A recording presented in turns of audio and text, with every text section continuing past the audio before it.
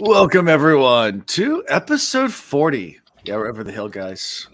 The Cosmo Reads. Oh man, we're starting to have ulcers. Yeah, the knees We need- hurt. Yep. Time to get a Yeah. colonoscopy. Let's see. As we got a little. As we begin, I would like to offer a toast. Okay, to my mother Grace, who passed last. Okay. Oh, I'm so sorry to hear that, Pythos. So Yeah. sorry. Condolences, man. Oh, All this right. one's Toast to this is the Typhus This is- mom. this is to Grace. It's Grace. Yep. To the memories. Yes. Yeah. Well, thanks for sharing, man. Yeah. But yeah, also condolences and yeah, that's tough. Anyways, well, on that note, so announcement. By the way, Pythos, for you, I specifically made a chocolate vanilla old fashioned today. Oh, there we go. I'm bringing the challenges back. Yeah, there we go. I'm just drinking a little something. Nice. A little something. Gotta do it. What do you have in Antlers? Iced tea. It's Iced tea. There you go. powdered iced tea and water. Oh man, this guy, he's truly teetotaling today. Hey. Yeah, nothing crazy. Cheers anyway. Yeah, man. Announcements. I don't think we have really anything big going on right now that I can think of. The Will Reads was going to do a Cosmere segment last week, but then we had mix-ups and we had to push back our recording 2 times last week because of life. So maybe we'll do it this week. I don't know. It's not really an announcement because I don't really have time or anything set. Who knows with the our brother podcast and everything. Pythos is drinking a gin martini with 2 dashes of absinthe. Oh, hey, you got to go in it. A variation called obituary. Oh, I never heard of this. I will look that up, sir. Okay, Absolutely. interesting. Yeah. I'm not a big fan of gin martinis. I know. I just don't like gin. Ooh. I'm not a gin guy. And I've had some good gin drinks. So if it's mixed correctly, it's balanced right. But Mhm. like people that want to do gin and tonics, like I've never liked to drink pine sol. It's just not my cup of tea. Like it's just that the juniper man. berries just.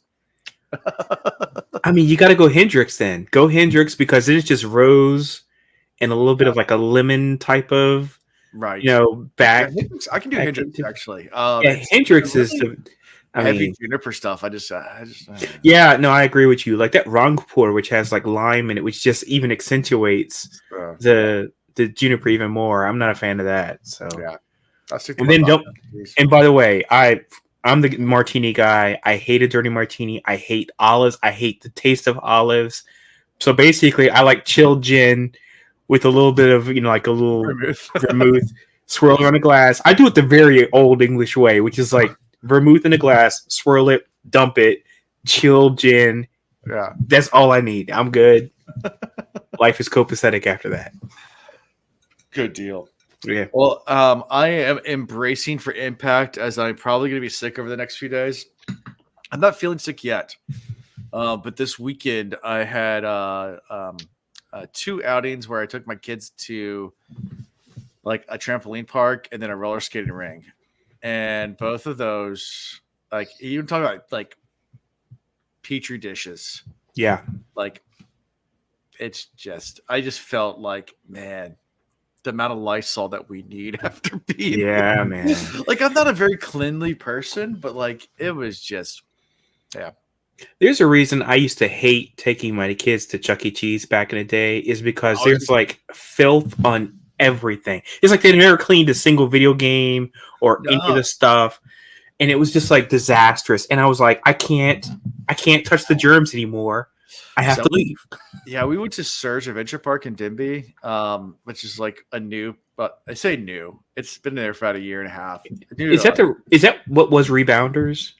No, that's the Rebounders in Hampton. This is in Dimby. So it's where the indoor go-kart track was. Oh, yes. Yes, I know what you're talking about. Yeah. So now they made it a trampoline park / obstacle course / rock climbing wall. I mean, it's just like a bunch of like Stuff. ball pits. Stuff you put your hands on. And then a huge arcade too. So yeah, just Mm-hmm. and I don't think cleanliness was a big thing. Like it was just you looked around, it didn't look like it was cleaned. Yeah. It's like- That's why I would hate going. Every time somebody told me they were going to have a birthday party at Chuck E. Cheese, I was like, oh no.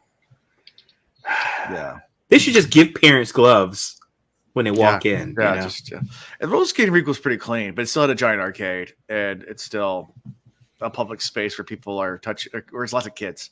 Anytime you have a public space with lots of kids, it's not necessarily you have to like have like super amounts of cleaning supplies on hand because kids are gross. Oh yeah. I mean, They are how many gross. kids would I see sitting there playing video games, pizza in one hand, other hand on the joystick, and then it would swap, and I'm like, oh no. Yeah. I mean, I had like on my jacket from holding my youngest son because we had pizza while we were there because it was a pizza party. Like, I had grease stains on my jacket from where he like, holding him. Yep.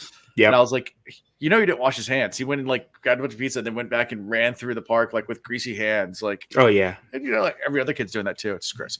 Anyway, enough of my germaphobe. That's not really that much of a germaphobe, but apparently it is now that I have kids and I get sick every other week, and I don't want to be sick again.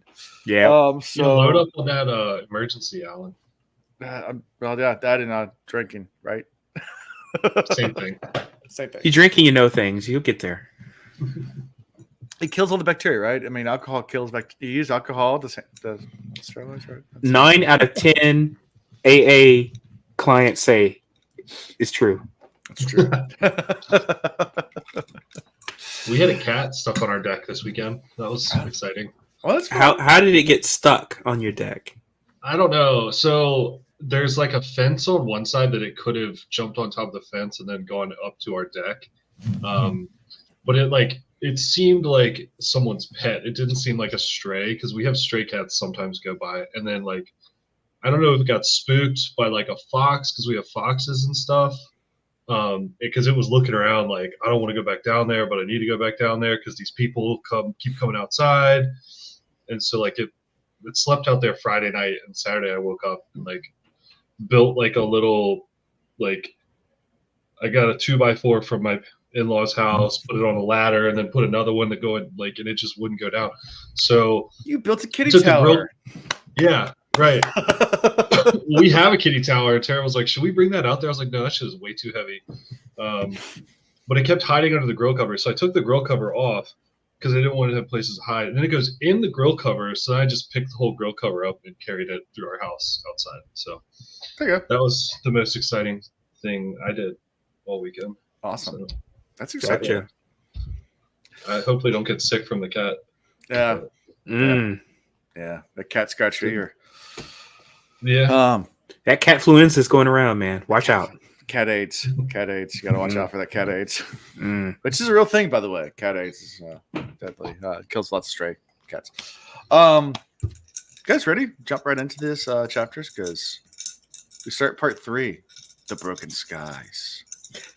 For it to be 5 chapters, I feel like this was the quickest 5 chapters ever.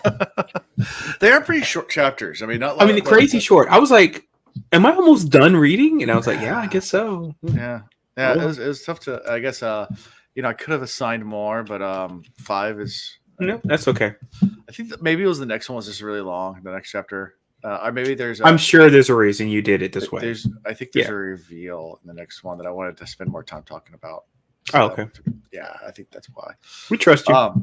Yeah, because we're doing 5 chapters next week. Anyway, so chapter 34. Let's jump right into our first epigraph.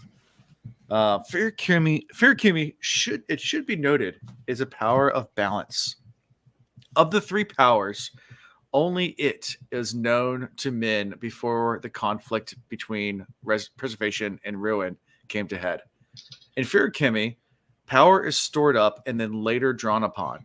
There is no loss of energy, just a changing of the time and rate of its use.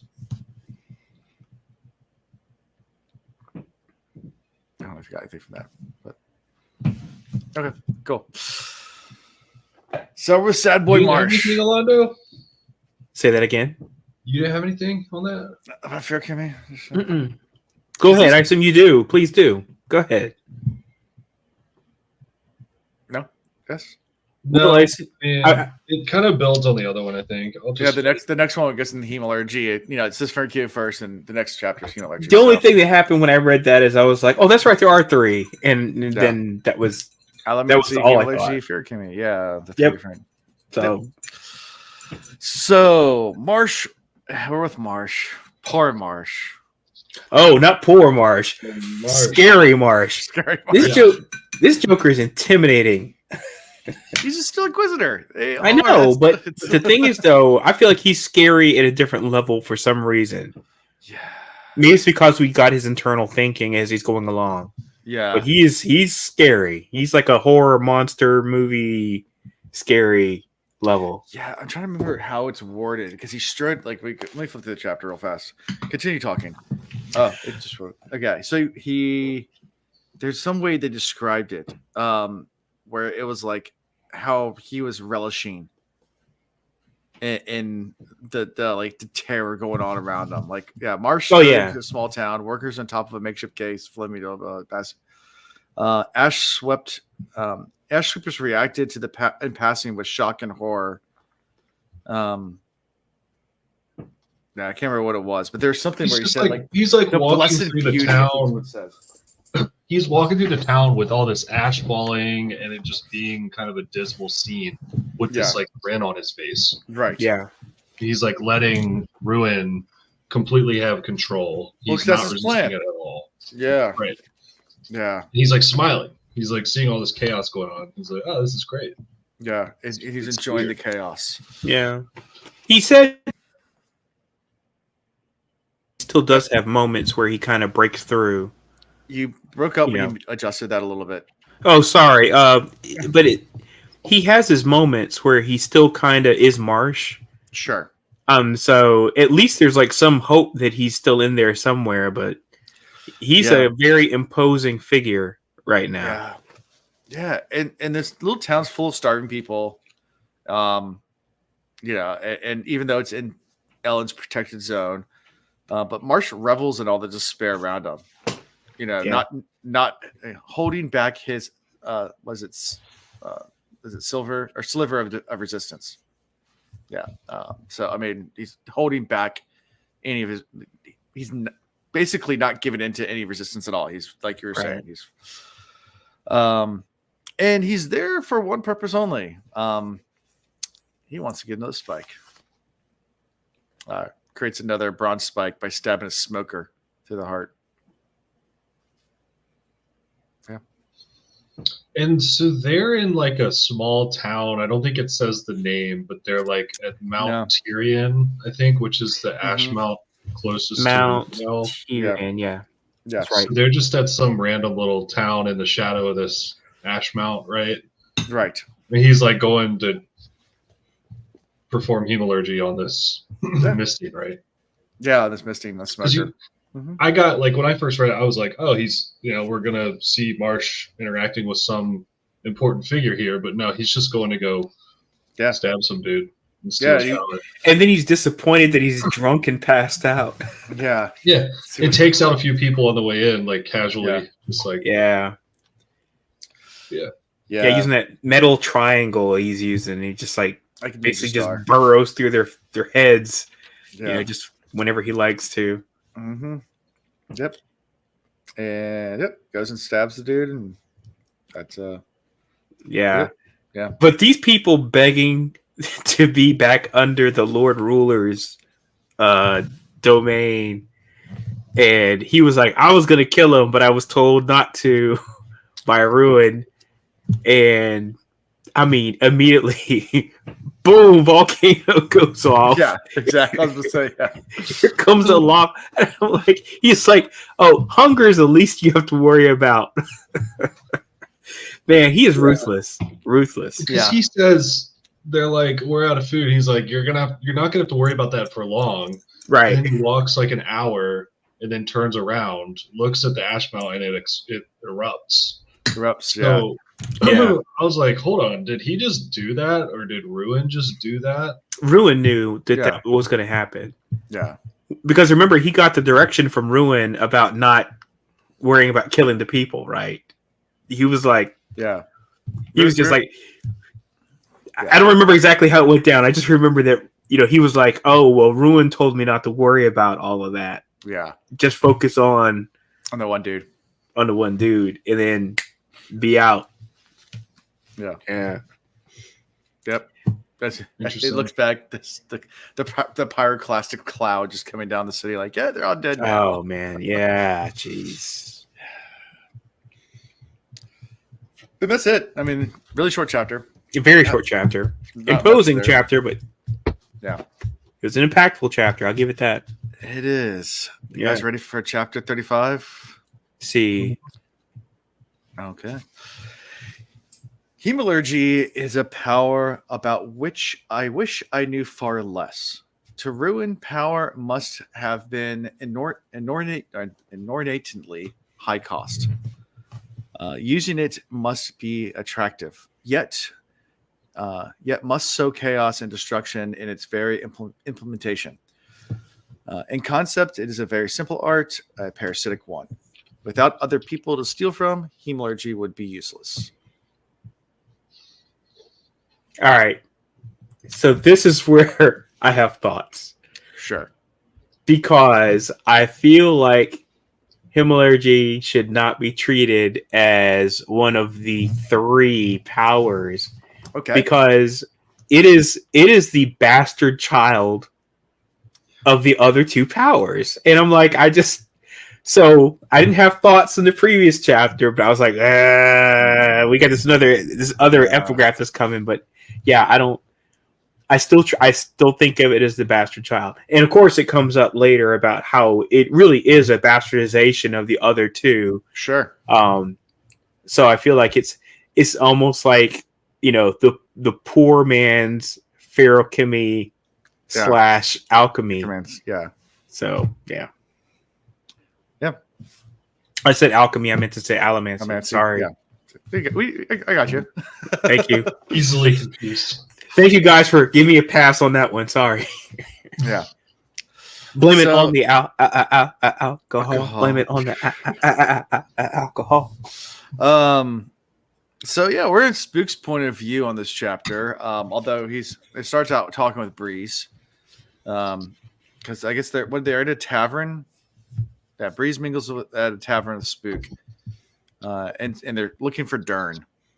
The guy from a previous chapter that you guys said would come back eventually, because they don't mention characters like that unless they do come back. Oh, absolutely. Telegraph. He's coming back. I mean, we saw that coming a mile away, easily. Yeah. So, he wants to confront Dern about the rumors that are being spread around. Yeah, the survivor of the flames. You had the survivor of the mists, the Lord of the Mist. Now we have the Lord of the Flames. Spook Lestibones.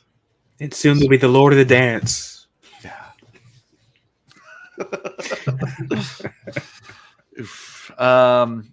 So yeah.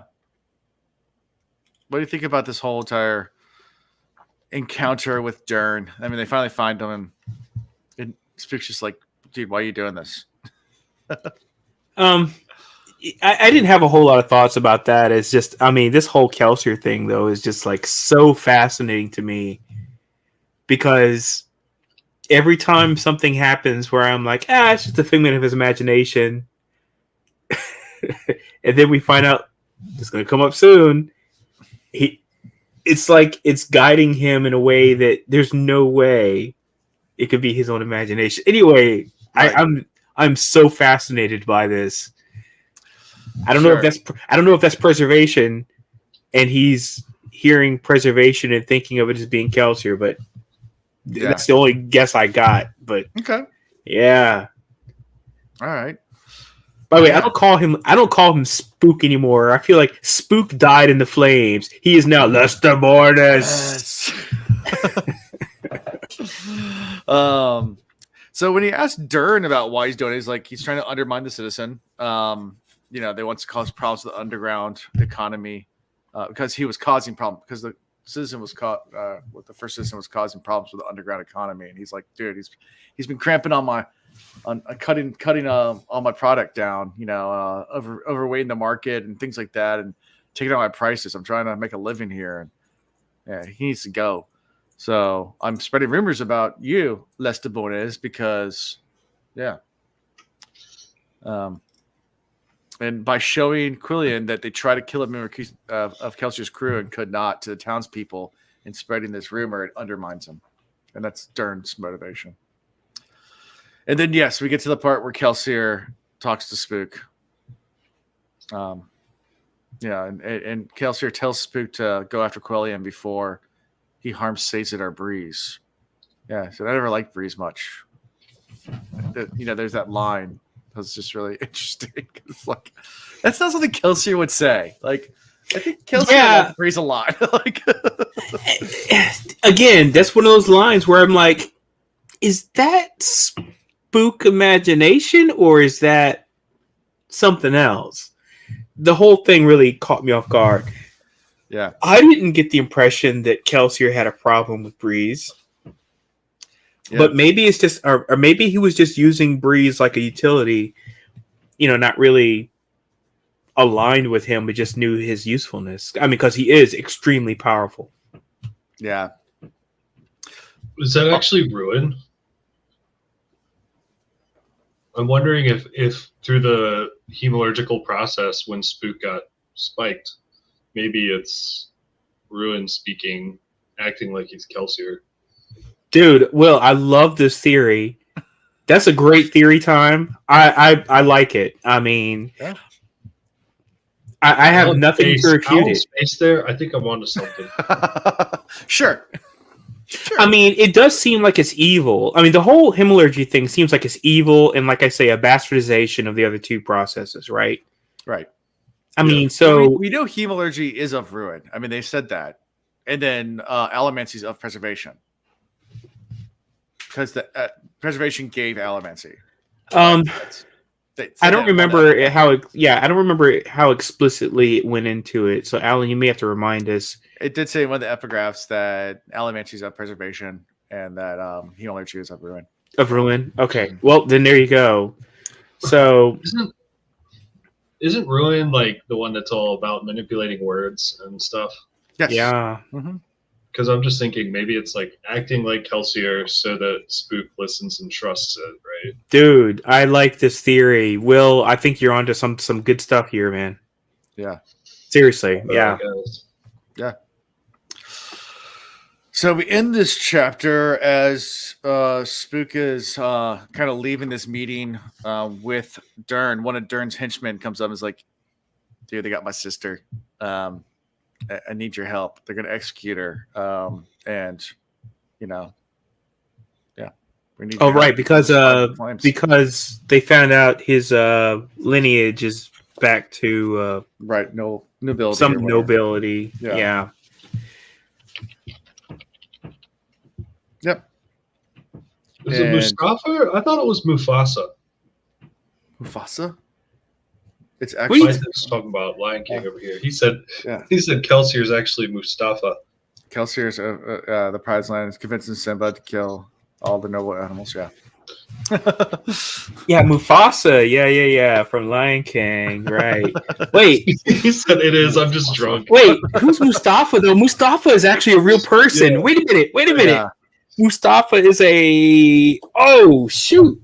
Isn't that what's the place where Anakin gets his legs cut off? Isn't that Mustafa? That's Mustafa. No, Mustafa is the dad. Isn't he the dad from Coming to America or something like that?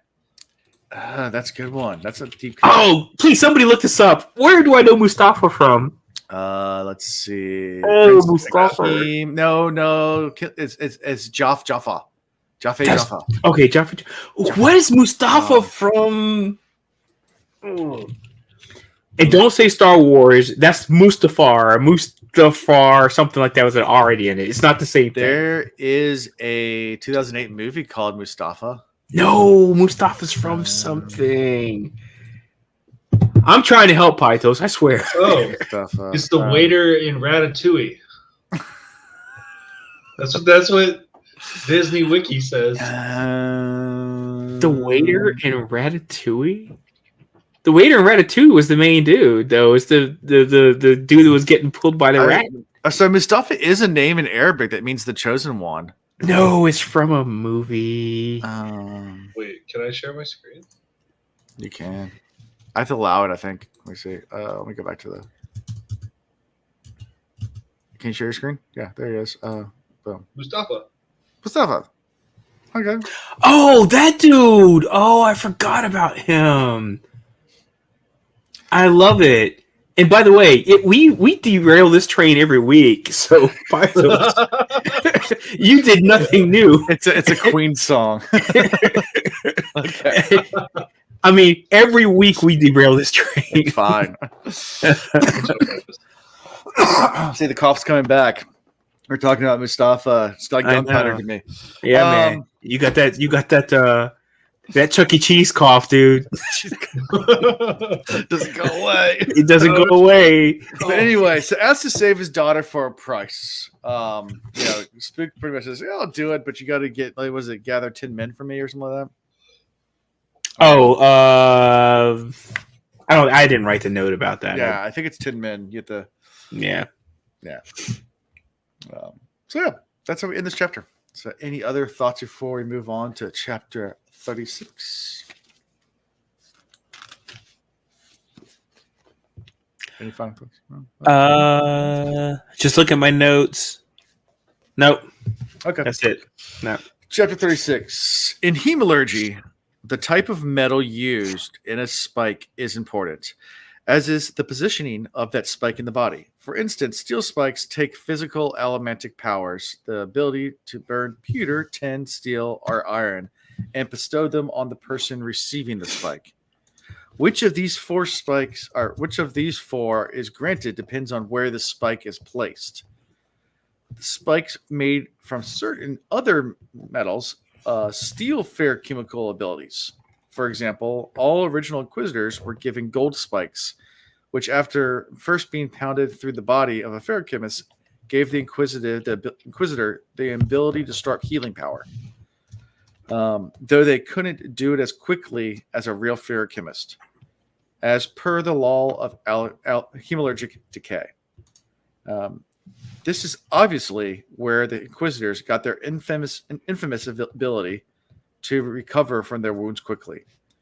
It was also why they needed to rest so much to store up their healing reserves. So they get both Allomancy and Fearchemy depending on different spikes and where the spikes are placed. And depending on where they're placed, whether you get Fearchemy or Allomantic powers. But they can get both.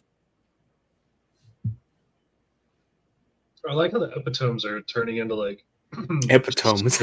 Oh no!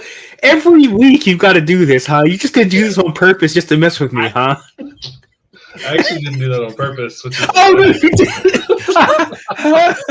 I feel like you're messing with me because I do said epitome at one time and it annoyed me so much, and I feel like you're doing it on purpose just to. I was sitting up here looking up Mustafa because he's the dude. Is Will Ferrell's character in Austin Powers? There it is. That was Zool in the chat. Oh, thank you. It was gonna kill me. Spy who shagged me. There it is. Yep. That's what it is, though. It is, and it is that commercial.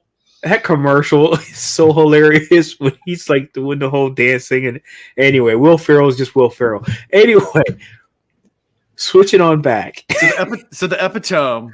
No.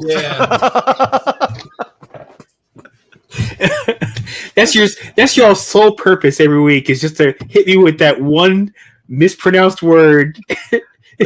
Just so I die. I think we were trying to say epigraph, and then because we say epitome so much, because we messed with it so much because of that dude not being able to pronounce epitome, and now epitome has now become a thing. Now, all right. Anyway, all right. Yeah, but they're turning into this was a very informative epigraph, and they're turning. No, I hear epitome in my head. Yeah. Go ahead. Anyways. Go ahead. No, please go ahead. I'll stop laughing. Yeah. No, it's just that was a super informative epigraph about hemalurgy. I thought it was really interesting. Yeah. I mean, I feel like the epigraph was half as long as the chapter. I mean, it was like all kinds of information, and I was like, "Oh shoot, you're really unloading." But I like the fact that it did the actual. It's like obviously. This is how it works. This is how it works. And I was like, oh, I didn't know. So I was like, whoops, it missed me the whole time. Thank you. I didn't know it was that obvious. Obviously. I'm such an idiot. Thank you, Will. That's exactly what I was. When I heard that, I was like, it was like, obviously. Come on. Well, things were like the types of metals in the spikes, the placement of the metals, Spikes, right? yeah. Of the spikes, I mean, and then also the law of hemalurgic decay. Mm-hmm. From how does that work? It's told in the next epigraph. So we'll get to the next chapter. Oh, okay. I was like, I remember it talked about it. Yeah, but it is talked about in the next chapter. Next chapter. Okay. Yeah. Got it. But yeah, it's the next epigraph. But anyway, so this one we're in Ellen's point of view. Ellen and good old grumpy pants Lord Set are discussing the siege. Ellen accepts Set's suggestion to poison the water wells, though he doesn't want people to die because of this. Ellen also orders residents of the outlying villages to be intimidated but not killed. And while this is happening, earthquakes are going on. The whole world's like kind of falling apart. We got earthquakes. We got volcanoes going off. It's not good. But yeah, they're talking about they just can't spend too much long on the siege. I mean, the ash is building up. Food's going to become a problem eventually. They have to figure out what to do. And any way to expedite the process with the fewest amount of casualties, Ellen's all for it. Right. And then we get into Sad Boy Demu, who, he's recovered, but he refuses to do his duties because he thinks that because he got sick, obviously Kelsier has abandoned him. Yeah. And he's not chosen. He's not chosen. Yeah. Yep. So. But Demu going into that whole, literally my notes on this, Demu talks about 16, blah, blah, blah, blah. You know how much I'm like not into this whole 16 thing. I'm just like, whatever. It's like, it's like watching one of those Schoolhouse Rock things when you don't like the actual song, right? When you like the song, they're hot. That's right. If it's a good song, you're like, oh, this slaps. But then the other songs, it's like what's the one? The figure 8. Yeah, I think that's one. Yeah, and that's like it's like the worst. It's like the little girl with the figure skating thing. You're like, blah blah blah 8. That's the way I felt the whole time listening to him talk about 16. I was like, and he was like, he was down there for 16 months and the thing, and they were 16, and then. We might get canceled for this, but this feels like a Taylor Swift fan. Because if you listen to Taylor Swift fans, they like I don't know if you've seen any of that stuff. They'll do like math, like because really? It's the 13th game and our favorite number is 13. So really, they'll oh my gosh! I just know if I had 13. To see them switch to her one more time in the Super Bowl, yeah.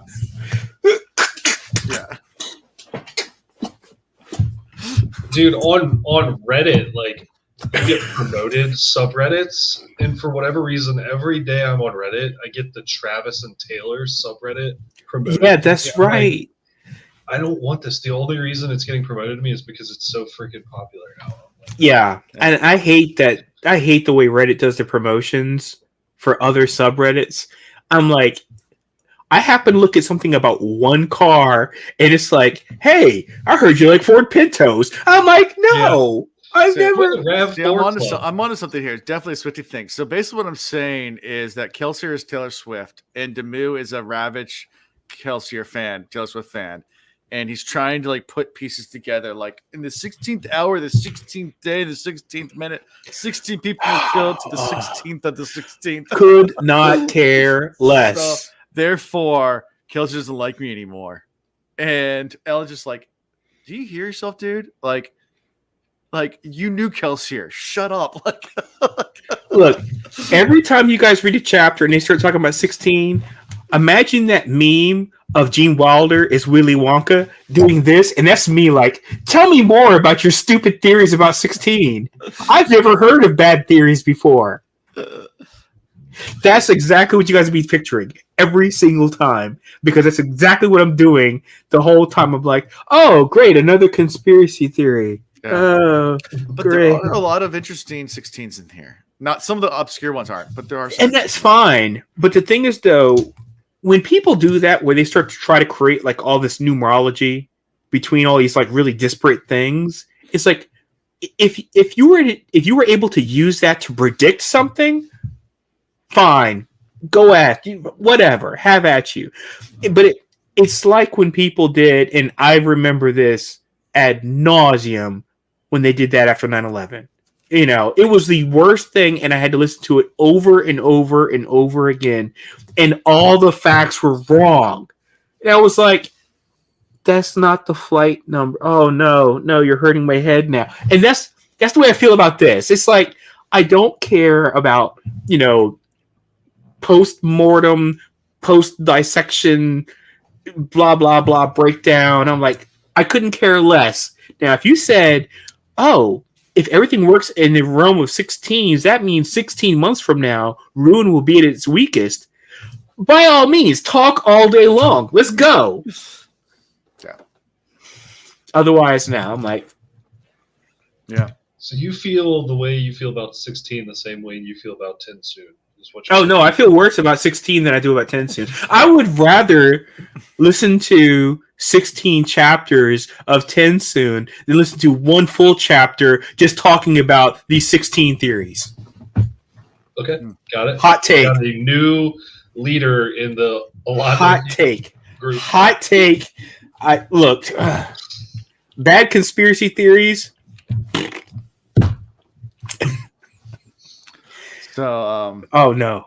Here we're doing this. We're doing this now. Okay. All right. so You guys are just going. You guys are going bananas on these Wait, titles. Look at Pythos comment. If you leave off the claws, a dog has 16 total toes. Okay. And Tinsoon must be Kelsey's prophet. Yeah, there you go. Yeah. At least it's not a chapter of theories. It's a sentence. I'm okay with a sentence. Well, anyway, through all this conversation, eventually Demove gives in, stops pitying himself, and said, maybe I'll just, continue to research into the number thing, but I'll stop being all woe is me. Basically, Ellen's like, I don't accept your resignation. Like, this is stupid. You're going to lead the army. You're a good soldier. Like, man up and stop doing this. And as they're having this conversation, they're interrupted because they hear shouting. And that's how we end the chapter, because we're about to go. Wait. And Vin says like something like finally or something like that. Yeah. She's like excited. Which I was like, what the hell? Who hurt you, girl? I mean, she is ready to jump into. And I'm like, you're excited? I mean, she hears screaming and yelling, and she's like, finally it happened to me. She's like, I'm like, what? What happened to you, Vin? A lot's happened to her. I know, but jeez. She is a very damaged person. Look. So, here's my theory time. I think something influenced her. It sounded so out of left field where she was like, oh, finally. And I'm like, have you ever been this excited about war and battle? That she was like, by the way, of course, I don't have the book, manuscript. If you guys are able to look and see exactly what she said at the end of chapter 37. 36. 37? 37. Is that the one we're talking about, right? No, we're talking 36 right now. 36, okay. 30. Yeah, right, 36. It's at the beginning of 37, I think. It's at the beginning of 37. Is it? Okay. And it says the last sentence in 36 is that was when the shouting started. And then we're about to get into Vince's thoughts. Okay, good. All right. Either way it goes, though, regardless of when it happens, anybody please recount exactly what she thought in that moment because it sounded like she was giddy for the situation. We'll get there, but it says all fatigue. Oh, that's right. We're passing the epigraph. We got to get to the epigraph. I'm going to go back to the epigraph, but I'm going to read it for you since it's fresh right now. Thank you. All fatigue was forgotten with the sounds of battle clanging from the north. Finally, she thought, throwing off her blankets and dashing from the cabin, still in her standard trousers and shirt. She downed her vials as she scrambled across the deck of the narrow boat. Maybe it's the fact that she's been sitting in complacency for so long. They've gone to a ball and all this kind of stuff. Yeah. And maybe that's the issue, is maybe she's tired of like all of this, I don't know, diplomacy and whatever. Maybe that's the situation, but it really caught me off guard. Yeah. All right. Epigraph time. Let's go ahead. Epigraph time. Chapter 37. Yes. Hemalurgic decay was less obvious in Inquisitors that had been created from Mistborn.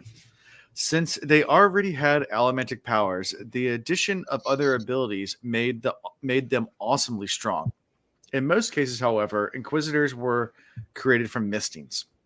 It appears that Seekers like Marsh were the favored recruits. For when a Mistborn wasn't available, an Inquisitor with enhanced bronze abilities was a powerful tool in searching for Scott Mistings. I mean, and that makes sense. Yeah. So it doesn't get into it, but the Hemalurgic decay is whereas they said they feared Kimmy, you didn't lose any energy in the process. Like you use one thing, everything's still restored. Right. So like it's a 1-to-1. Like I use the healing ability, I heal, and then I rest, and my rest is exactly equal to my healing in order to be counterbalanced.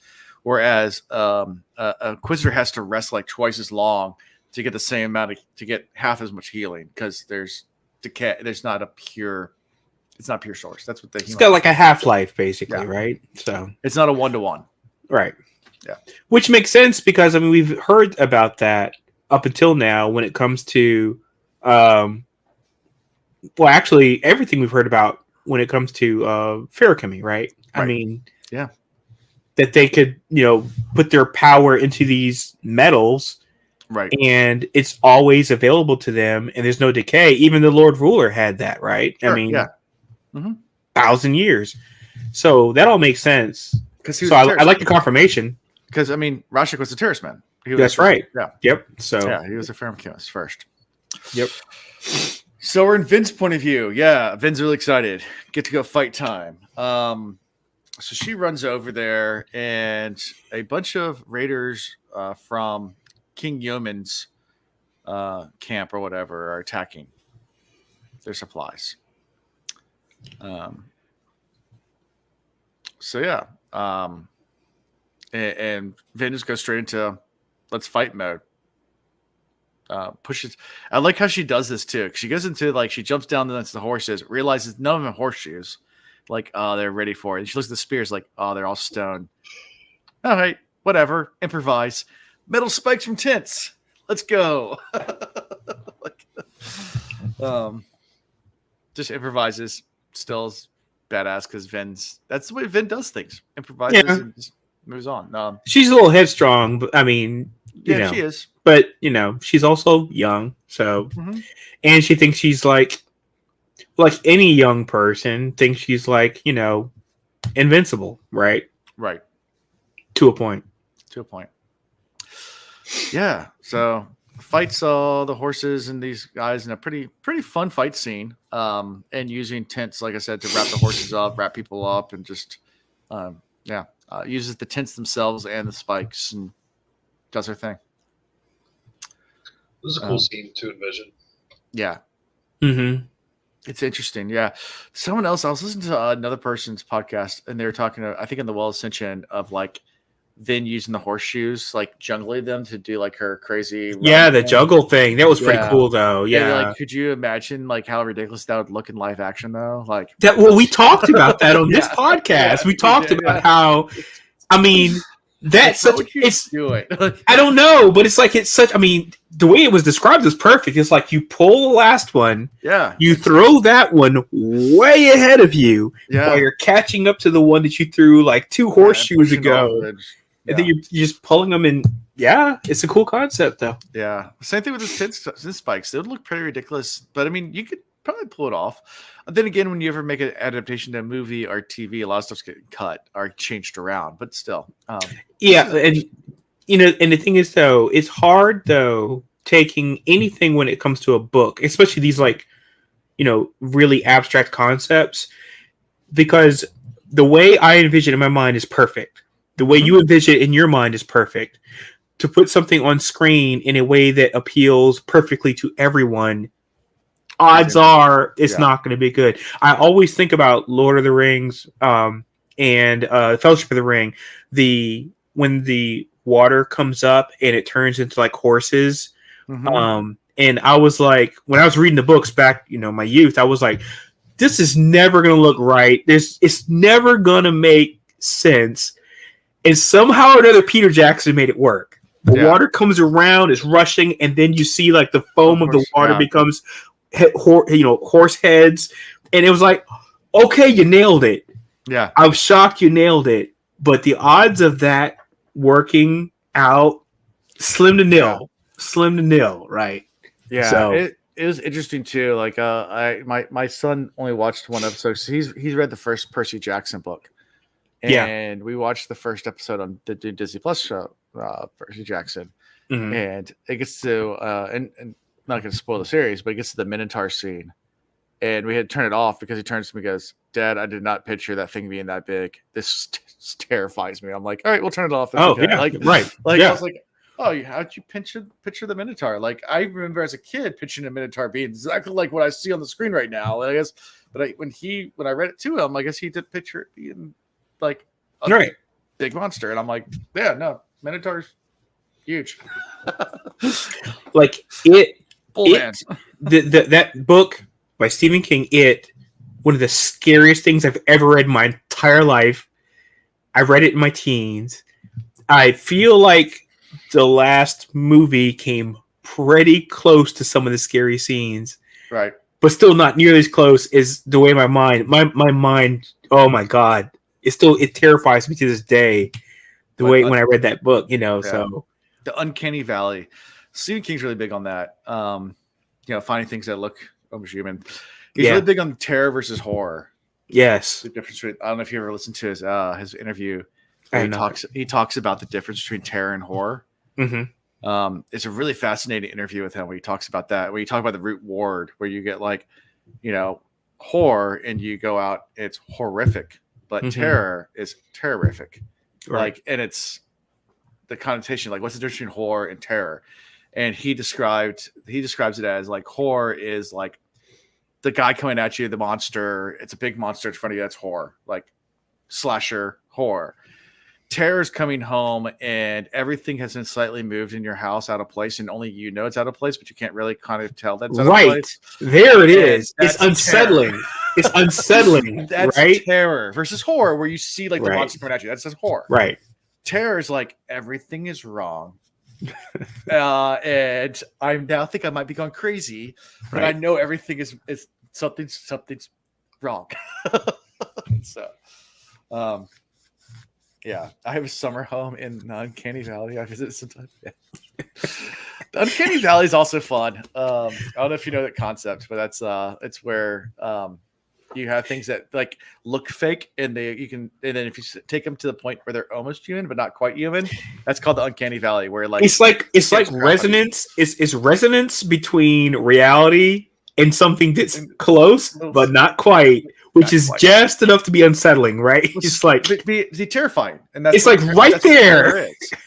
So like that's why dolls would consider terrifying, because they're almost lifelike, but they're not. Like, whereas a cartoon character is not scary at all to us, but like when you get to something that's like almost human, like brings some kind of fear into you. Anyway, like a homunculus, horror. A small human. And I'm not talking about, what we see on like TV and reality shows and stuff, but a small human. I'm talking about if you saw someone that was like full human size, but 4 foot tall. Again, not little people. Yeah. I'm talking about a human that was 4 foot tall. It would freak you out. Yeah. because you'd be like, oh, that's unsettling. I've never seen that before. Yeah. But you again, and it would be like something that would like it would terrify you because it's like it's so close, but you're not used to it. Yeah, that's freaky stuff. Yeah. Fun times. So yeah. It's not fun. It's not fun. Not fun. So as the fight kind of comes to the end, Vin detects another Mistborn and starts to chase this Mistborn through the city. Right. Goes on this wild chase. I mean, she's giving it all, like going crazy, and the person is still keeping pace. So it's like obviously this person's well trained. And she gets close enough where she realizes it's not the Mist Spirit. She gets close enough where it's definitely a full form. Like she can identify that. She's trying to figure out who this is. And then even at the last moment, she does a Duralumum push to like just shoot through it, and then it's gone. And it stopped burning its metals, which is really unsettling for Finn because she's like, that means they know. Yeah, they know that she can see through bronze, right? Yeah.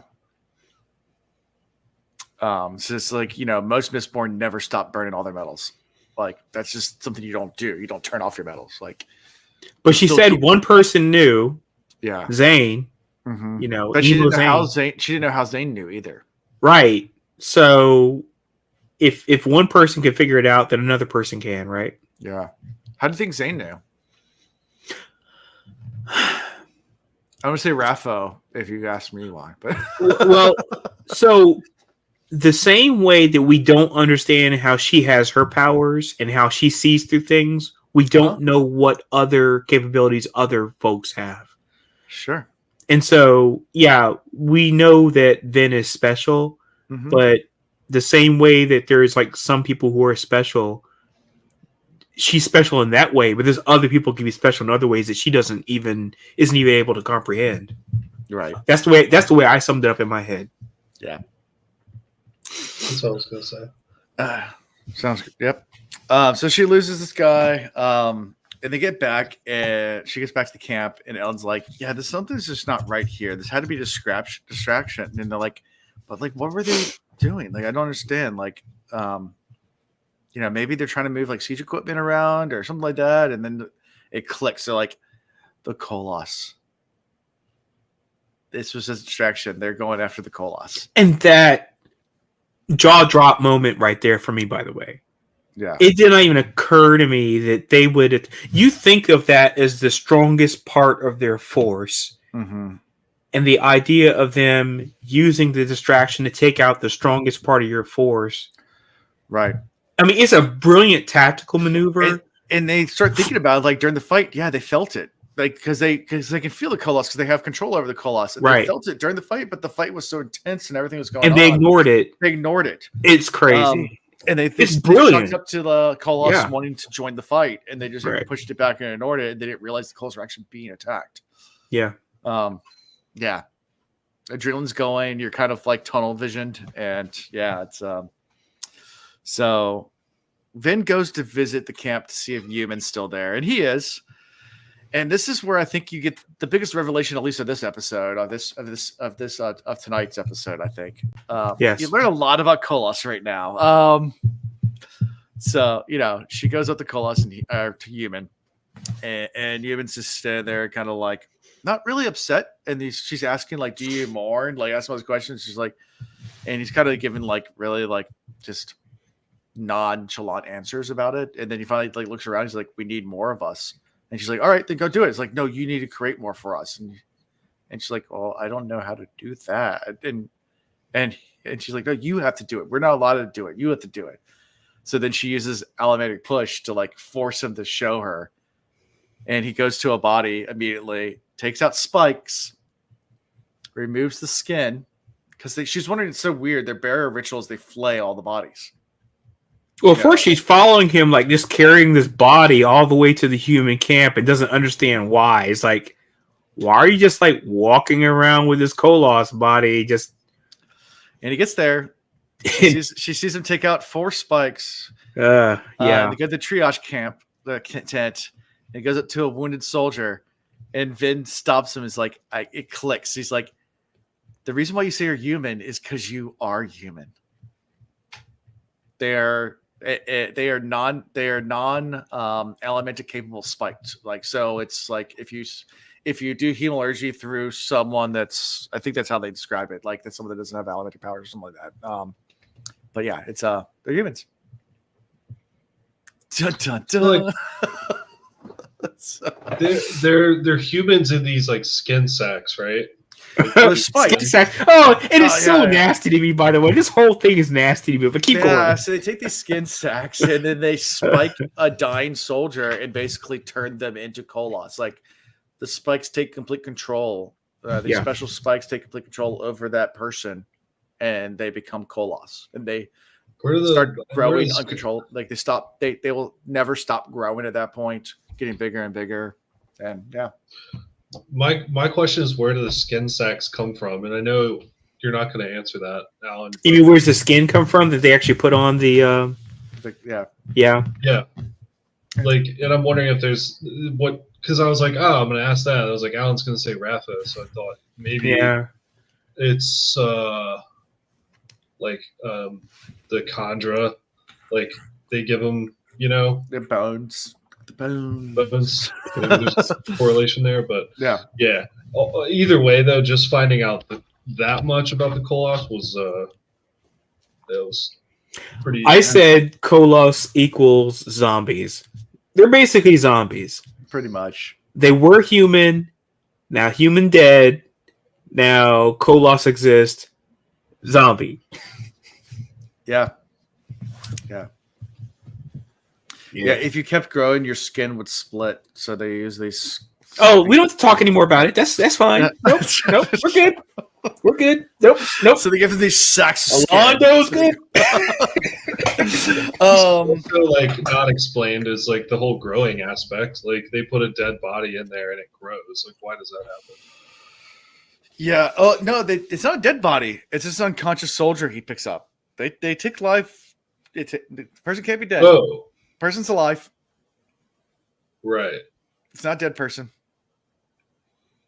Yeah, but they get crazy big. Grr. Yeah, once you get the spikes in, you keep growing forever. Yeah, but you learn a lot about how. So when human keeps on saying like, "What are you?" He says human. He's like sentient enough to remember at least a little bit that he's human. Like, and he was trying to tell her that like he's one of the rare ones. But yeah, he's human. But that's the reason why I still consider them zombies. Yeah, because they don't really have the higher brain function. I'm sorry, they don't. Yeah, higher brain function. Sorry, make sure I got it right. Yeah. So they're, which makes it even more terrifying. The fact of how they're made, like at least to me. Oh, it was. They were already terrifying enough, right? I mean, the whole. I mean, they bleed from the side of the skin. It's like stretching and tearing and the whole.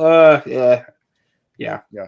Again, never want to see any koloss artwork ever. I'm good. You don't want to see what colors look like? Okay. I'll take things I will never type into DeviantArt for 300, Alex. I'm about to do it right now. Yeah.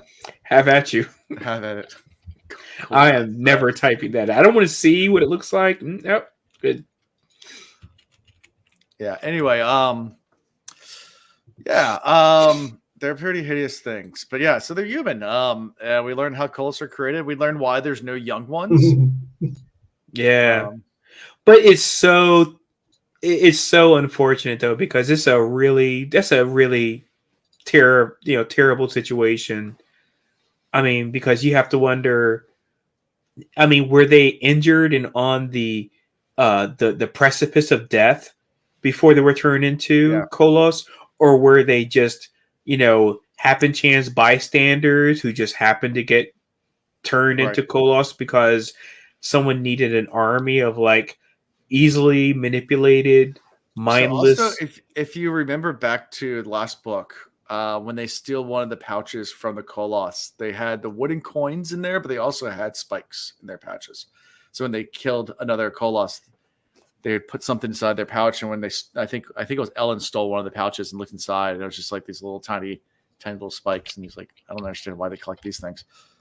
Like that was from back in the last book before we do anything about hemalurgy or anything like that. It just was a little, little Easter egg there. If I reread, you're like, holy crap. Like it's right there. But yeah. So fun times. Good old it ain't fun. It's fun for no one. All these spikes. That's why you got in the book cover just a giant spike. That's the cover of this book. Oh, I didn't know that. Wait, your cover looks different than mine. Yeah, it's one of the. They have different covers. Oh, that's right. It'd be on my iPhone. I guess Yeah. what is the cover of my? You probably book have like? the one where it's like the bluish white tones or whatever. But No, it looks like. Oh, that one. Yeah, that's the original. Okay. Yeah. So no spike on mine. It's just and the most recent edition. I don't know if this is the most recent edition, but this is the one that they use now. And for the English, You think the spikes actually look like? You think the spikes actually look like railroad ties? Like railroad ties? Yeah. That is 100% like a Photoshop railroad tie. Yeah. It's funny every time you put something at will, and it's like you like kind of shows an image, background. and it does the blurry background thing, and so then it starts blurring the book or whatever. It makes it seem like you're trying to show nudity. Yeah. It's like, have you seen this? Have you seen this nipple nail? You know?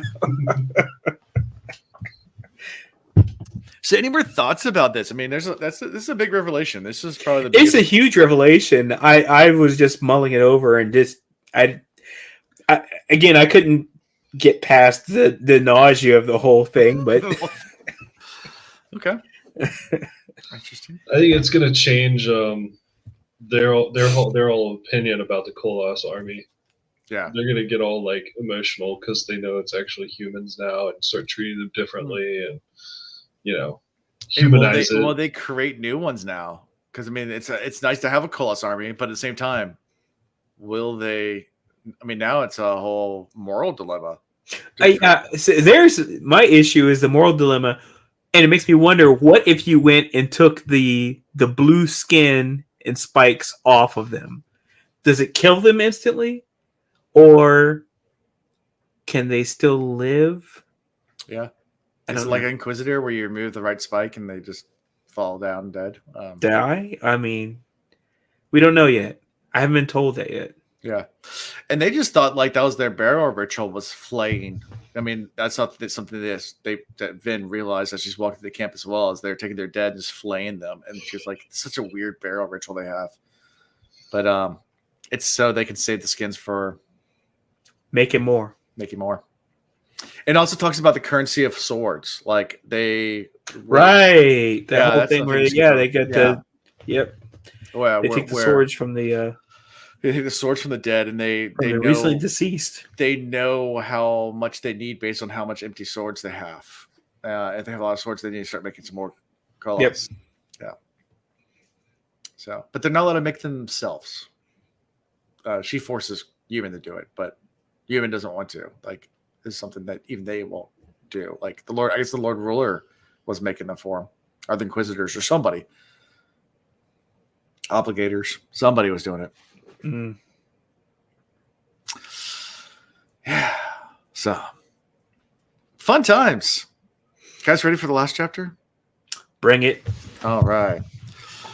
Chapter 38. Hemalurgy can be used to steal elementic or ferrochemical powers and give them to another person. However, a hemalurgic spike can also be created by killing a normal person, one who is neither an elemancer or ferrochemist. In that case, the spike instead steals the very power of preservation existing in the soul of people, the power that, in fact, gives all people sentience. A hemalurgic spike can extract this power, then transfer it to another, granting them residual abilities similar to that of allomancy. After all, preservation's body, a tiny trace of which is carried in every human being, is the very same essence that fuels allomancy. And so, a conjurer granted the blessing of potency is actually acquiring a bit of innate strength similar to that of burning pewter. The blessing of presence grants the mental capacity in a similar way. And the blessing of awareness is the ability to sense a greater acuity, and the rarely used blessing of stability grants emotional fortitude.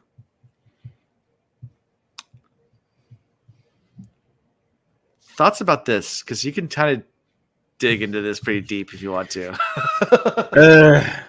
I changed my name to Hope Sucks because this is talking about hope. Oh, if the human that you actually apply hemorrhagy to doesn't, if they don't have any allomantic powers, then you're stealing the part of preservation. It sounds like you're stealing part of their hope or something. Your soul. You're part of the soul. Nope, it's hope. Hope sucks. So what do you think about the blessings then? How do they get the blessings? Now the blessings piece, we've been getting teased about blessings now for a long time. So are conjure spiked?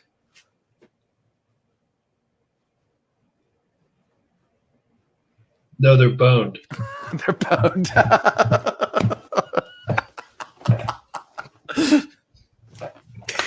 Right on time, Will. Right on time, sir. Right on time. There it is. There it is. Thank you. Whoo. Thank you, Will. Thank you, Will. He shoots. He scores. Well done, sir. Yeah. So any thoughts about this epigraph? The epitome of this epigraph. Oh, no. One of the parts that jumped out at me, I mean, a lot of people are going to say something else, but nope. It's just a tiny trace of preservation is carried by every human being. I am, thank you. I am starting to think okay, humans are in the real world, humans are born innately good. I guess this could bring up a lot of arguments because I don't know if you guys have different viewpoints, but babies are born, babies are good, they're happy, right? They love, and there's no they haven't been influenced by the outside world, right? Preservation, I'm wondering if that's a kind of similar thing that everyone is innately trying to preserve. And ruin something that's ingrained in someone that's been through a lot of trauma, and it does. I don't know. Does ruin come after the fact? Yeah, that was one piece that I was kind of curious about, but okay. Then there's, the whole other I'll just leave it at that for now. Yeah. There's a lot there to digest, though. Yeah, I go back to what you were talking about, with you. I mean, I don't know if this is kind of the same train of thought, but what makes humans different? Because it kind of talks about this. Humans have a piece of preservation, and it's been an ongoing debate amongst scientists and biologists for years and years. What makes humans different than other species? And you can argue DNA and much of this or that. One of the biggest arguments you have is that humans do have a theory of mind that doesn't exist anywhere else. We can teach chimpanzees and gorillas use sign language. No matter how much language we've taught them where they can communicate, they've never actually asked a question. So there's no theory of mind that you might know something that I don't, that humans innately have. So I'll ask you hey, what do you know? An ape can learn all the language of the world and they won't ask that question. They won't ask questions. Curiosity? They'll respond. Yeah, they don't have the curiosity. They don't have the ability to think that you might know something that I don't. The theory of mind, that your mind's separate, that holds different information than what's in my mind. They don't have that concept. So we've taught apes sign language. We can communicate with them and ask them questions and they can answer and respond, but they never asked a question back. Never have. It's interesting, just if you want to go into down the rabbit hole of that is interesting. It's a really deep. It's a really deep rabbit hole, but I don't know. Dude, you're full of deep rabbit holes, but that's a good one. I'm just trying to tie it to this here epitome. This epitome. Yeah. Nah, I'm not gonna react anymore. I'm not gonna react anymore. I'm just epitome. Fine. It made me think of that because of the whole entire every human being has a part of preservation, kind of thing. Is that the especially when it gets into the blessing of stability, the emotional fortitude, or whatever, just how humans are slightly different. And I think it kind of gets into that a little bit, and that made me think of that. Anyway, I've seen dogs ask questions. Yeah, but they haven't asked you what you know. They'll ask like, "Do you have food?" That's different. like it's like they won't ask inquisitive questions about like knowledge. They Teach like me how to things find like food. abstract concepts. Like they will not ask an abstract concept. If that makes sense. They'll ask for things, but that's something that they know. Like they know food exists. They won't ask, "Does food exist?" Like, does that make sense? Like knowledge. They will never ask about knowledge. They can ask why. Why? Well, that's what AI is for. Don't get me into AI. Yeah. I'll be able to tell you guys a whole bunch more about AI after I finish this class. I've got to take a class with MIT on AI. Oh, fun. Interesting. Yeah, I'll be able to tell you all the ways it's going to take my job. Yeah, right. It's coming. Oh, Lord have mercy, it's coming.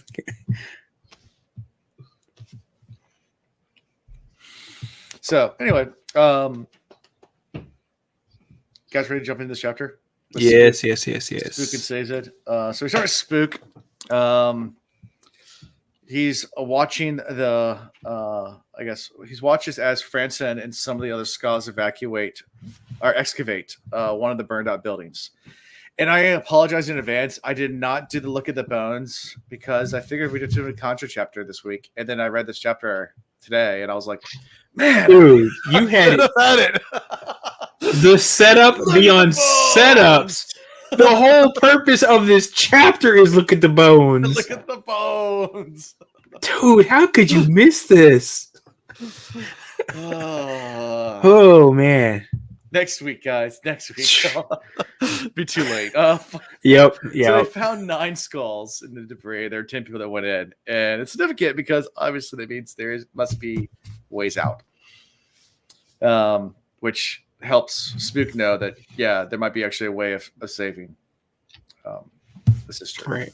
Because of this. Because there's 10 went in, only 9 burned up. Yeah. Yeah. Do you have food? I do, Will. if you want some food. Yeah. So yeah, so any thoughts about this before we switch to says? Just they went to check out the excavation of the burnt out building and count the skulls. Right? Now he starts kind of thinking about old boy's sister again, which I'm like, that's interesting. Yeah, I'm like, is he like over her, or I mean, yeah, I don't know. Yeah. I don't know. Yeah. Oh, is this the same sister? No, well, it's 2 different sisters. No, 2 different sisters. One sister's trying to be saved because she's about to be executed. Right, she was executed, and then there's a sister of First Citizen sister. Yeah. Right. Okay, I was getting those confused. Yeah, he's thinking about her. His sister. Who was the 10th skull that survived? Was that Spook? We don't know. It doesn't say who it was. They just know one person got out. Okay. So, I mean, obviously there's some exit out of the building. Yeah. And Spook tells Franson that means that his sister can be saved. Yeah, he can help his sister be saved if there's a way out. Of course, now that Spook's a pewter arm, I mean, he can probably just burst through a wall at this point. I mean, so yeah, I feel like we're overthinking this whole secret exit thing. Yeah.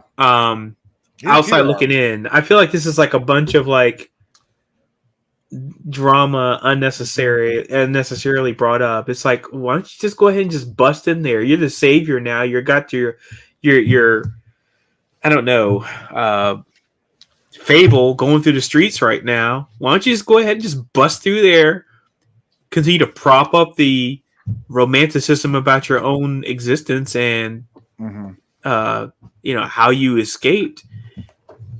Why go through those secret exit nonsense? Yeah. I mean, you were going to break fear into the leaders of this whole, area, burst through there and be like, I'm the man. And then Hey. Oh Oh no! Oh no! Oh no! Oh no! Oh no! Oh yeah!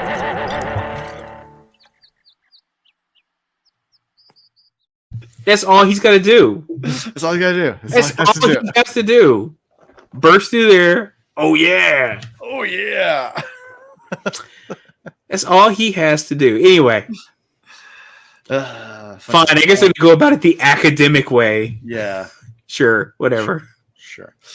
So Sazed and Breeze, they're sitting in the tavern discussing how the ska go out right now in the mist, which is something kind of once unheard of. And they're talking about how this is like, the ska used to be terrified of mist, but now they have, the Lord Kelsier, Lord of the Mist. So Man, I missed a comment in earlier chapter, and completely. I cracked up laughing, and you just reminded me of this comment. So in chapter 36, when it's talked about Breeze going along and try to play along, like he's like one of the commoners, and he said, "We're going to put some ash on your face," and Breeze was like, "I'm out." I laughed out loud. Breeze was like, "I went along pretending my dear sirs, I would not. I can pretend I'm a commoner. Well, here, we're going to put some of this ash on your face. I'm out." I laughed my ass off at that. I'm sorry I missed it. I'm sorry it took us back a couple chapters. That's fine. Yeah. But it was so funny.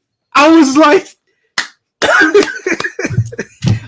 I love the levity of it where Breeze is like, "Ash on my face, I'm out." Yeah. All right. Fantastic. Now we're talking about Breeze again. Sorry to take us off track. See, we don't need anyone to distract us. We can distract ourselves. Yeah. Yeah. So mist. They're once unheard of. Now didn't go out. They then joined some Scott at another table. Talking, about Ellen's case for a good replacement for the citizen in the ruler of the city, and the Ska state they don't need outside interference since the Lord of the Flames is here to deal with Quillian now. So, we had the Lord of the Flames now, and Sazed's like, who, like, you have Kelsier's here? It's like, no, Kelsier's the Lord of the Mist. Like, we had the Lord of the Flames, and Sazed's like, who's this person? It's like, oh, you'll meet them eventually, but yeah, they're here. He's like the new survivor, the survivor of the flames. Wait, did you already talk about how like the Ska wanted to talk to Sazed because they didn't trust Breeze? Yeah, I didn't talk about that. But yeah, that's go for it. Yeah, because Orlando was laughing at like the whole Ash thing a couple chapters ago, and they're like, "Yeah, well, I mean, we're listening to this guy here, but he's a soother." And Breeze is like, "Oh," he's like, "They know I'm a soother. How the fuck they know I'm a soother?" Yeah. Pretty obvious, dude. You're like soothing our emotions right now. We can tell.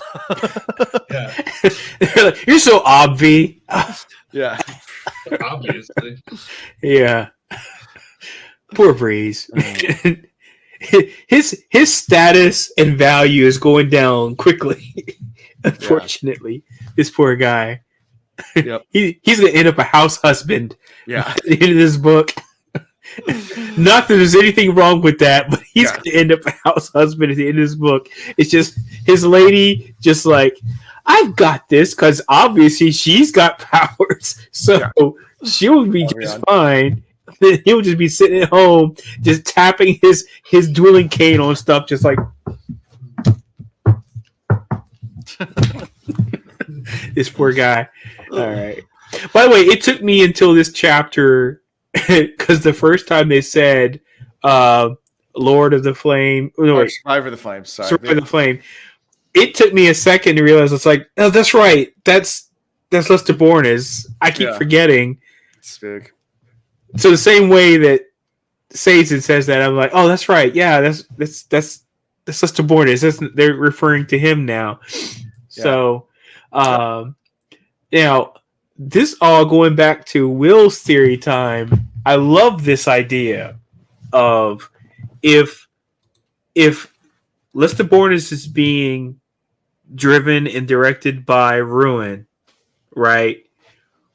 What better way to undermine the person, Kelsier, who brought all these people together to go against your rule, right?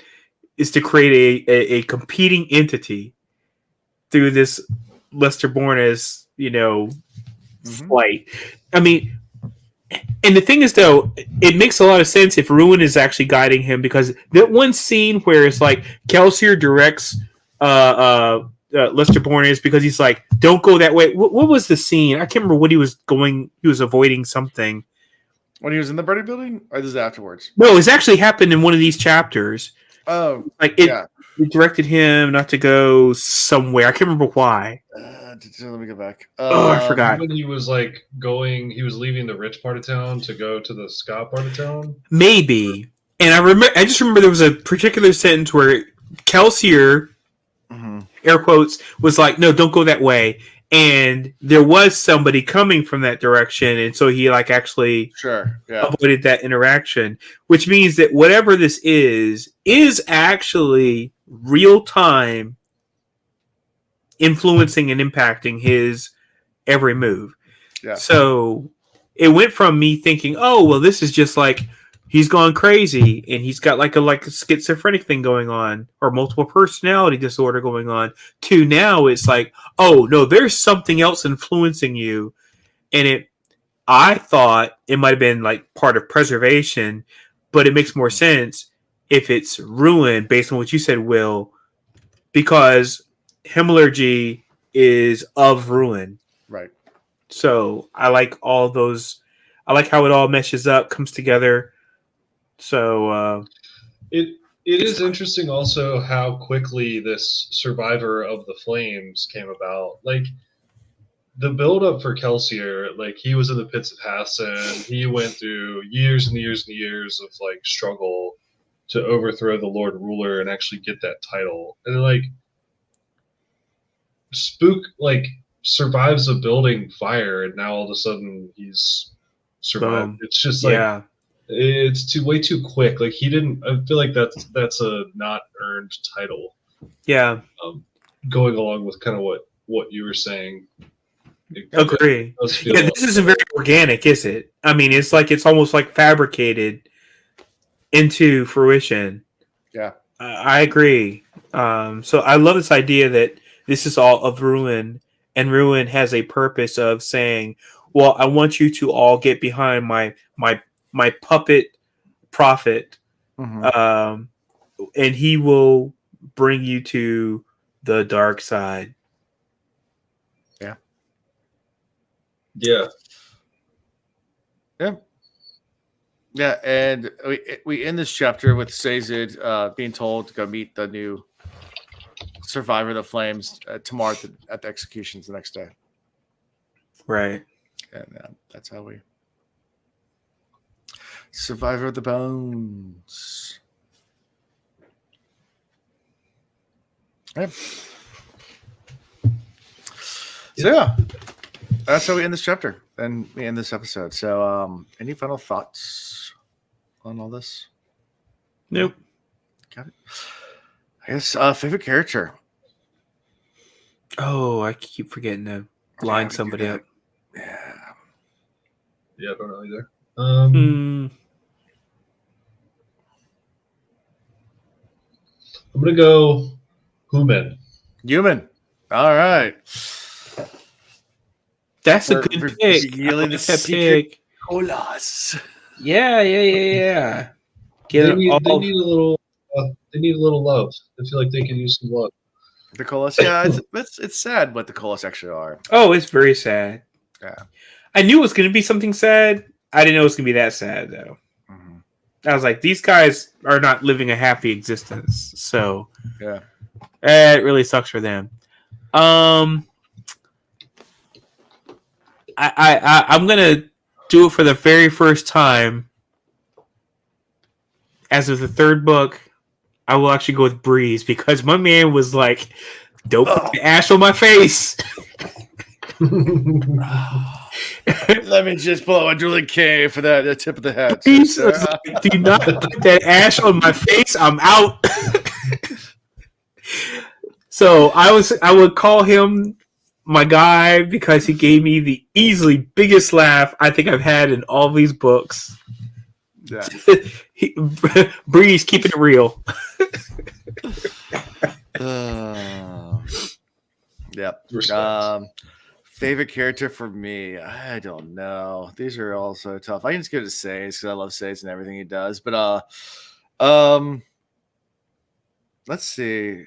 Dern. I'll give it to Dern. He's the OG who called it look at the bones first. I mean, he said count the skulls in the very beginning of the book. So, he's back. Bones, hi. Yep. Count the skulls. Yeah. We'll allow that, but you have to have the meat. You have to have the meme ready for next go around, though. I will, because next chapter is a Condo chapter. So we're jeez, you gotta have it for that. I mean, I'll have it ready. All right. I'll have it ready. So anyway, so next time we're doing 5 chapters.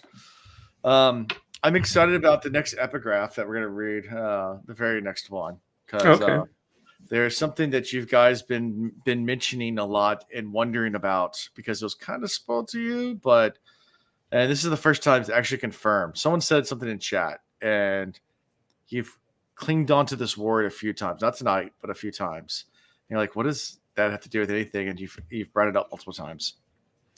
And the word shard. I'm just going to leave it at that.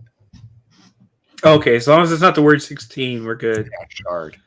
So a shard is mentioned in the next epigraph. So okay, shard. And that's not much of a spoiler because it's literally the next line, and you guys are free to read that. I'm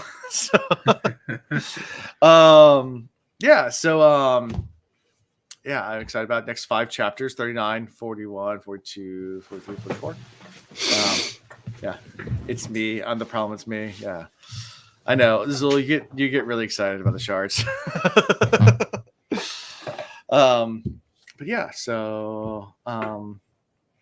We'll do the next 5 chapters. So it'll be exciting. I don't think it takes us to the end of a part, does it? I doubt it. We just started part 3 or part. It does. It does. It does. Yeah. It does. It's a short part. Then short part. Yeah. I looked it up. 10 chapters in this. How many chapters in this book? No. There's only 10 this chapters in part 3. Yeah. It's a short part. I mean, there's 82 chapters in this book. Plus. I mean, but still, it's just like, and these are short chapters so far. Yeah. So if you're saying we're able to get through another 5 chapters, this is a short part. It is. Yeah, Man. And actually, 44. Yeah, 39 through 34. No, through 44. Yeah, so through the end of the part. So 6 chapters. Never mind. 36 chapters next week. Okay. 44.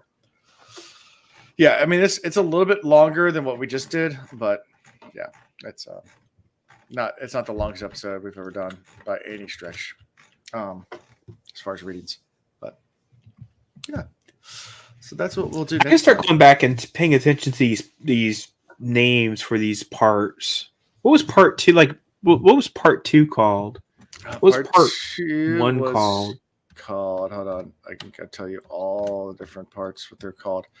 Part 1 was the legacy of the survivor, then cloth and glass, and this is the broken skies. Yeah, see, I want to. At some point in time, I'd really like to break these things down too. These part names, like cloth and glass. What does that? What does that relate to?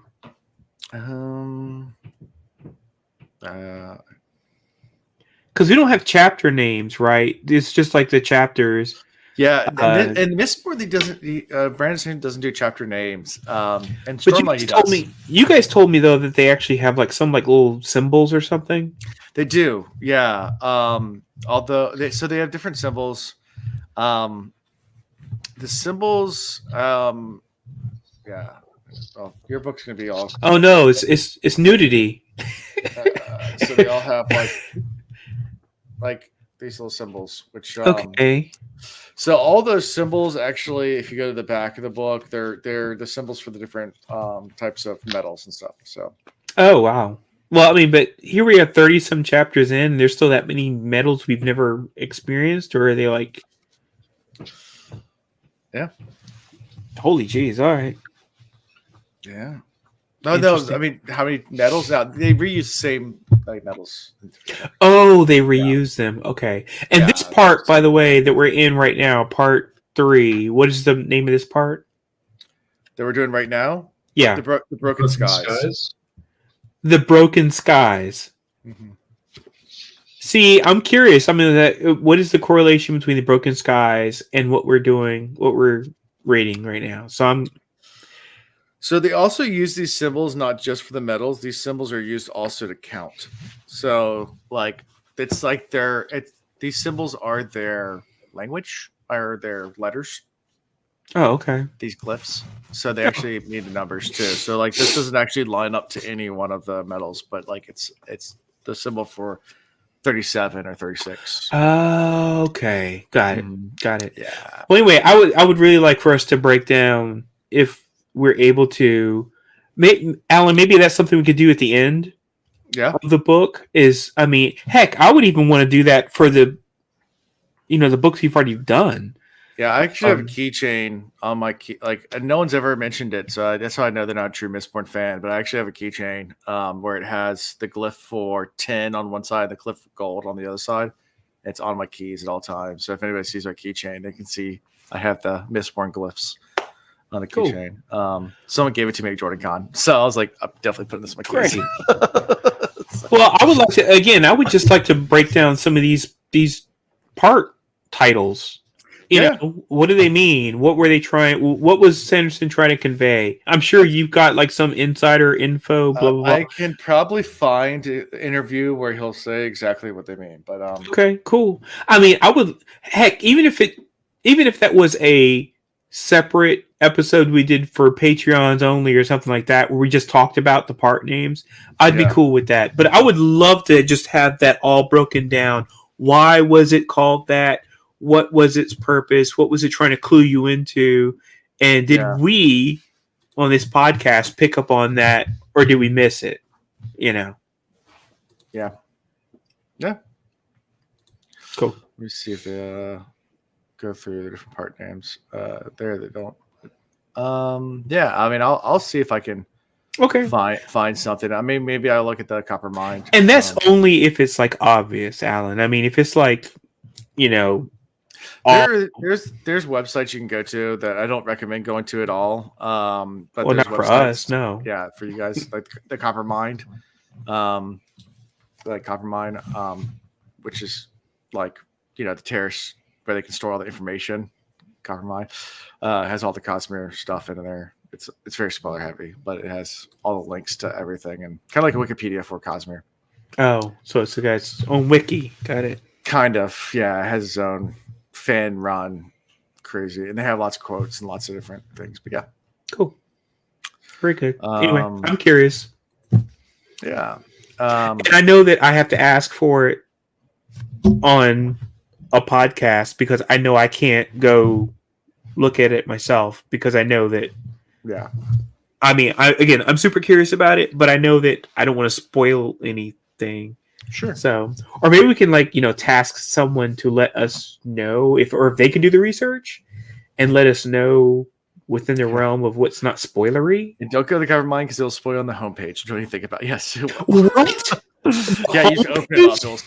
It'll spoil it right as you open it up. Like the homepage spoils it. No. Cover Mind. If you click on it, it gives that message you have to click off of first. Say anything if you click continue, like the first time you go to it, I think it does. Like if you type in coppermind.com, I'm pretty sure it gives you like a warning message right up front. Say do not. Oh no! Wow. Oh, the top banner says Coppermind has spoilers for all of Brandon's Polish works. It says the very first banner says okay. Again, that's the reason why every time I request something, I request it on this podcast, not try to go look it up myself because I'm just like, I don't want to mess it up.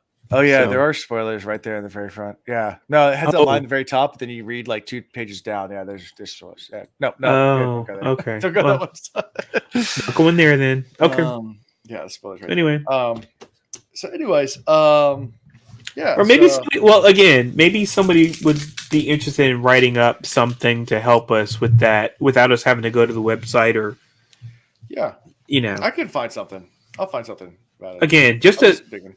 I would just like something before we get too far away from these books and move into like the next series and whatever, Sure. and it not be divulged to us what the meaning was of these part names. Sounds good. So, anything else before we continue on? All right. So, how it Nope. can be found is at thecosmiareads.com. It's a website that has links, and you can actually listen to our podcast on that website. When I catch up and actually release all our episodes, I'm a little behind, but you can always watch us live on YouTube too. So yeah, if you want more, just come watch us here. But anyway, also find links to our merchandise. Patreon, Discord, all that fun stuff right there on the website, social media. And yeah, don't forget to like, subscribe, do all those fun things to help out. Helps with algorithms. Write reviews. I do enjoy those. So write them. Good or bad. I don't care. You can say like Alan's hair looks funny. What little hair I have. Don't say that. Alan's hair looks great. Oh, thank you. It's receding. Like you can see, like it's. I'm getting old, guys. But Dude, I'm anyway, this one here. Come on now. but I'm the youngest one. I'm not the youngest one here. No. I said I'm the oldest one. Oh, here. you're the oldest one. I can definitely confirm that I'm the oldest Okay, here. yeah. Yeah. You are older than me. Yes. Older yes. and wiser. So yeah, but give I 5 will stars. say wiser. I've just seen more stuff that I don't understand than you. Bill is younger and wiser, wise amongst his years, and I'm just There you go. that is a podcast. He is a survivor of bones after all. Give us 5 stars. Yeah, I mean, if that's what Zool says, but hey, yeah, give us 5 Four's stars. fine too. Yeah, 4 is okay too. Yeah, we like 4s. 5 is If you great. don't want Zool to come after you, then sure. You know, if you give a 5-star review and you write something, I'll read it. I'll read that out loud on Cool. the episode. How about that? I'll read the 5-star ones. I like it. Or if they're funny enough and they're less, then I'll read Oh, them. I would love that too. Yeah, and by the way, and Alan, I continue to be interested in all the metrics. I mean, you like blew my mind earlier with talking about metrics, like how many countries and all that kind of stuff. We have a lot. Yeah. Tell us that Yeah. stuff. Okay, I'm cool. curious. Yeah. So we have listeners in Serbia, the Netherlands, Japan, Belgium, United Arab Emirates, Luxembourg, Malaysia. Cool. Shout out to all you guys. So that's like I'm not gonna read them all out. But yeah, shout out to everyone that listens to us around the world. Thank you for listening. And that's all I got Yes. for this week. So until next time, guys. Thank you for watching the Cosmere Reads. Gosh dang fresh. Gosh dang fresh.